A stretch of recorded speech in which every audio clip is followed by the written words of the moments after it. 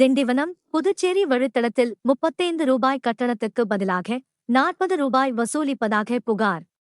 இதையடுத்து அதிகாரிகள் 12 பஸ்களில் திடீர் ஆய்வு நடத்தினர். திண்டிவனம் அருகே புதுச்சேரி செல்லும் அரசு மற்றும் தனியார் பஸ்களில் எந்தவித அறிவிப்புமின்றி பயணிகளிடம் கூடுதல் கட்டணம் வசூலிப்பதாக புகார் எழுந்தது. இதையடுத்து வட்டார போக்குவரத்து ஆய்வாளர் முருகேசன் திடீர் சோதனை மேற்கொண்டார். ஜெயபுரம், கிளியனூர், அருவப்பாக்கம் உள்ளிட்ட பகுதிகளில் தனியார் மற்றும் அரசு பஸ்கள் உட்பட மொத்தம் 12 பஸ்கள் ஆய்வு செய்யப்பட்டன. இதில் பயணிகளிடம் கூடுதல் கட்டணம் வசூலித்தது தெரியவந்ததாக தெரிவிக்கப்பட்டுள்ளது. இதையடுத்து சம்பந்தப்பட்ட பஸ் கண்டக்டர்கள் மீது நடவடிக்கை எடுக்க கலெக்டருக்கு பரிந்துரை செய்யப்பட்டுள்ளது.